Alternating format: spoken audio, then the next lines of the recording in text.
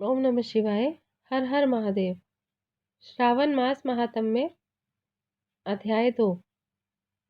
इस अध्याय में सुनिए श्रावण मास में विहित कार्य। ईश्वर बोले, हे महाभाग, आपने उचित बात कही है। हे ब्रह्मपुत्र, आप विनम्र, गुणी, श्रद्धालु तथा भक्ति संपन्न श्रोता हैं। हे अनघ, आपने श्रावण मास के विषय में विनम्रता पूर्वक जो पूछा है उसे तथा जो नहीं भी पूछा है वह सब अत्यंत हर्ष तथा प्रेम के साथ मैं आपको बताऊंगा। द्वेष ना करने वाला सबका प्रिय होता है और आप उसी प्रकार के विनम्र हैं, क्योंकि मैंने आपके अभिमानी पिता ब्रह्मा का 5वां मस्तक काट दिया था, तो भी आप उस द्वेष भाव का त्याग कर मेरी शरण को प्राप्त हुए हैं। अतः हे तात, मैं आपको सब कुछ बताऊंगा। आप एकाग्रचित्त होकर सुनिए। हे योगिन, मनुष्य को चाहिए कि श्रावण मास में नियम पूर्वक नक्त व्रत करे और पूरे महीने भर प्रतिदिन रुद्र अभिषेक करे। अपनी प्रत्येक प्रिय वस्तु का इस मास में त्याग कर देना चाहिए। पुष्पों, फलों, दांतों, तुलसी की मंजरी तथा तुलसी दलों और बिल पत्रों से शिव जी की लक्ष्य पूजा करनी चाहिए। 1 करोड़ शिवलिंग बनाना चाहिए और ब्राह्मणों को भोजन कराना चाहिए। महीने भर धारण, पारण, व्रत अथवा उपवास करना चाहिए। इस मास में मेरे लिए अत्यंत प्रीतिकर पंचामृत अभिषेक करना चाहिए। इस मास में जो जो शुभ कर्म किया जाता है वह अनंत फल देने वाला होता है। हे मुने, इस माह में भूमि पर सोए, ब्रह्मचारी रहे और सत्य वचन बोले। इस मास को बिना व्रत के कभी व्यतीत नहीं करना चाहिए। फलाहार अथवा हविष्यान ग्रहण करना चाहिए। पत्ते पर भोजन करना चाहिए। व्रत करने वाले को चाहिए कि इस माह में शाक का पूर्ण रूप से परित्याग कर दे। हे मुनि श्रेष्ठ, इस मास में भक्ति युक्त होकर मनुष्य को किसी न किसी व्रत को अवश्य करना चाहिए। सदाचार परायण, भूमि पर शयन करने वाला, प्रातः स्नान करने वाला और जितेंद्रिय होकर मनुष्य को एकाग्र किए गए मन से प्रतिदिन मेरी पूजा करनी चाहिए। इस मास में किया गया पुरस्चरण निश्चित रूप से मंत्रों की सिद्धि करने वाला होता है। इस मास में शिव के षडाक्षर मंत्र का जप अथवा गायत्री मंत्र का जप करना चाहिए और शिव जी की प्रदक्षिणा, नमस्कार तथा वेद पारायण करना चाहिए। पुरुष सूक्त का पाठ अधिक फल देने वाला होता है। इस मास में किया गया ग्रह यज्ञ, कोटि होम, लक्ष्य होम, अयुत होम शीघ्र ही फलीभूत होता है और अभीष्ट फल प्रदान करता है। जो मनुष्य इस मास में एक भी दिन व्रतहीन व्यतीत करता है वह महाप्रलय पर्यंत घोर नरक में वास करता है। यह मास मुझे जितना प्रिय है उतना कोई अन्य मास प्रिय नहीं है। यह मास सकाम व्यक्ति को अभीष्ट फल देने वाला तथा निष्काम व्यक्ति को मोक्ष प्रदान करने वाला है। हे सत्तम, इस मास के जो व्रत तथा धर्म है उन्हें मुझसे सुनिए। रविवार को सूर्य व्रत तथा सोमवार को मेरी पूजा व नक्त भोजन करना चाहिए। श्रावण मास के पहले सोमवार से आरंभ कर 3.5 महीने का रोटक नामक व्रत किया जाता है। यह व्रत सभी वांछित फल प्रदान करने वाला है। मंगलवार को मंगल गौरी का व्रत, बुधवार व बृहस्पतिवार के दिन इन दोनों वारों का व्रत, शुक्रवार को जीवंतिका व्रत और शनिवार को हनुमान तथा नरसिंह का व्रत करना बताया गया है। हे मुने, अब तिथियों में किए जाने वाले व्रतों का श्रवण करें। श्रावण के शुक्ल पक्ष की द्वितीया तिथि को औदुंबर नामक व्रत होता है। श्रावण के शुक्ल पक्ष की तृतीया तिथि को गौरी व्रत होता है। इसी प्रकार शुक्ल की चतुर्थी तिथि को दुर्वा गणपति नामक व्रत किया जाता है। हे मुने, उसी चतुर्थी का दूसरा नाम विनायकी चतुर्थी भी है।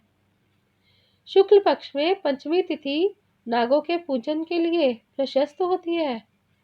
हे मुनिश्रेष्ठ, इस पंचमी को रोरव कल्पादि नाम से जानिए। षष्ठी तिथि को सुपोदन व्रत और सप्तमी तिथि को शीतला व्रत होता है। अष्टमी अथवा चतुर्दशी तिथि को देवी का पवित्रारोपण व्रत होता है।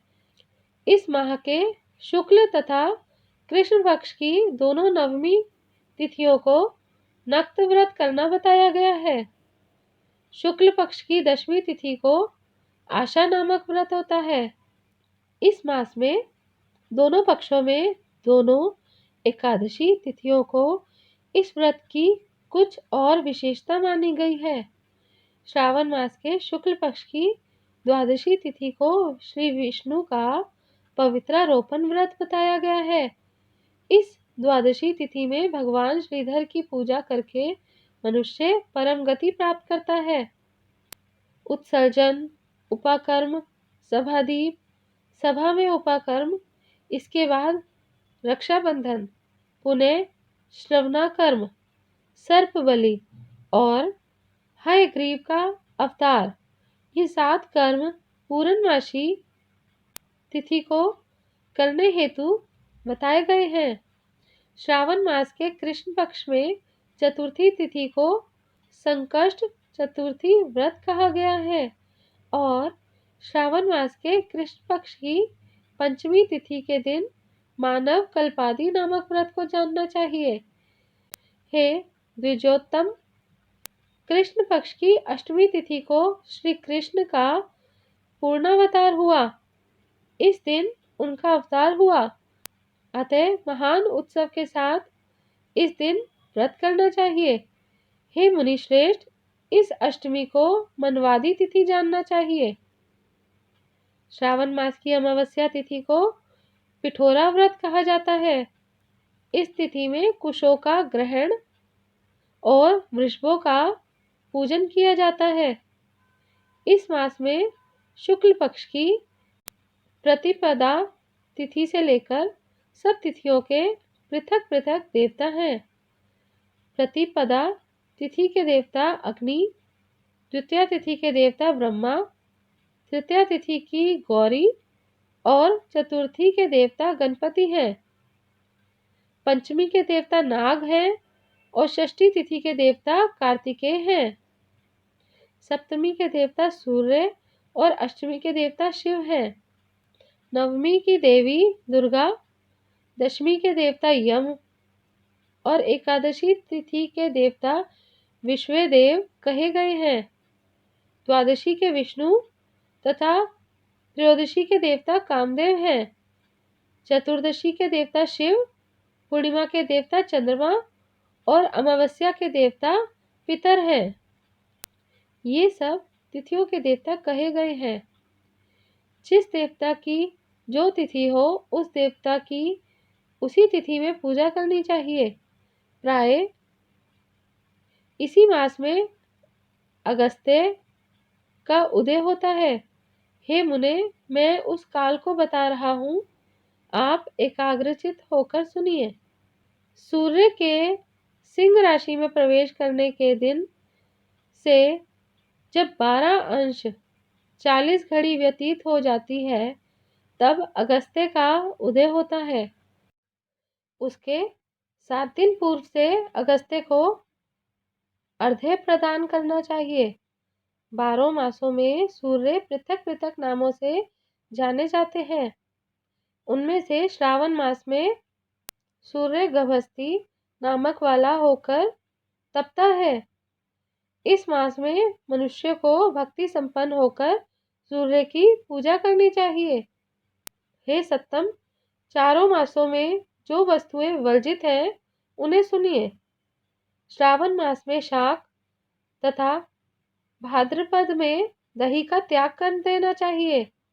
इसी प्रकार आश्विन में दूध तथा कार्तिक में दाल का परित्याग कर देना चाहिए। यदि इन मासों में इन वस्तुओं का त्याग नहीं कर सकते तो केवल श्रावण मास में ही उक्त वस्तुओं का त्याग करने से मानव उसी फल को प्राप्त कर लेता है। हे मानव, यह बात मैंने आपसे संक्षेप में कही है। हे मुनिश्रेष्ठ, इस मास के व्रतों और धर्मों के विस्तार को सैकड़ों वर्षों में भी कोई नहीं कह सकता। मेरी अथवा विष्णु की प्रसन्नता के लिए संपूर्ण रूप से व्रत करना चाहिए। परमार्थ की दृष्टि से हम दोनों में भेद नहीं है। जो लोग भेद करते हैं वे नरकगामी होते हैं। अतः हे सनत कुमार, आप श्रावण मास में धर्म का आचरण कीजिए। इस प्रकार से ईश्वर सनत कुमार संवाद के अंतर्गत श्रावण व्रतों द्वेष कथन नामक दूसरा अध्याय पूर्ण हुआ। ओम नमः शिवाय। हर हर महादेव।